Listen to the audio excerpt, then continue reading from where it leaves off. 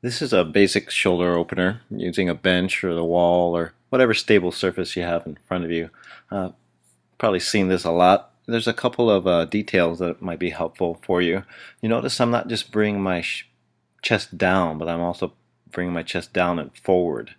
That forward motion gets you to get a little bit deeper into it. Also, you can shift side to side once you're at that end range. That side to side action gets you a little bit deeper as well. The next little tip is to flare your shoulder blades in and out. See how I roll my shoulders up and down, squeezing my shoulder blades together, flaring them out.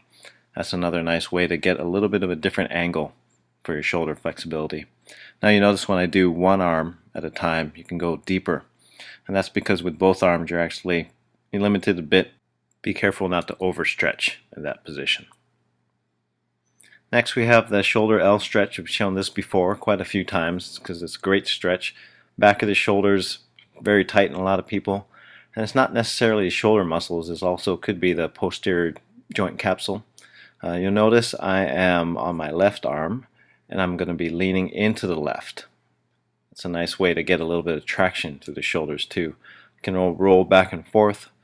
That lets you get some different angles. You can hang out in the spot that seems to be the tightest.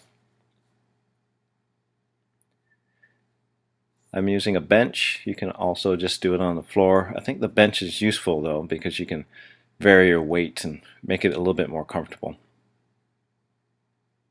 Next, I have this angled pec stretch, front of the shoulder stretch. I like this, it's about a 45-degree angle. I like it because it seems to hit that pec and shoulder tie-in a little bit better and actually a little bit safer than, say, a horizontal chest stretch. Gets you to get a little bit deeper into it and be a little bit safer about it. You notice I'm going in and out, kind of pulsing, and then I hold it for a bit. Don't be afraid to hold it 15, 20, 30 seconds. Using both arms as well.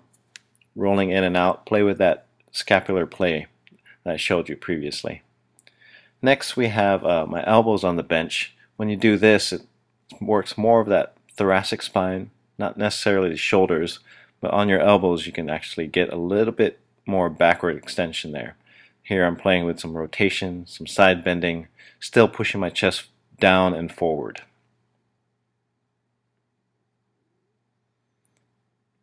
Next we have a foam roll. I like the smaller diameter one because it gets into the vertebrae a little bit more specifically.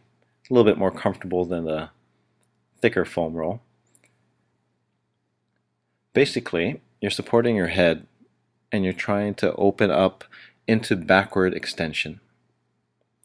Now, when you support your head, you put weight through your upper body by lifting your hips upward. You're going to get a little bit more of a distraction force when you hit the hips downward towards the ground. You're going to get a little bit more of a backward bend.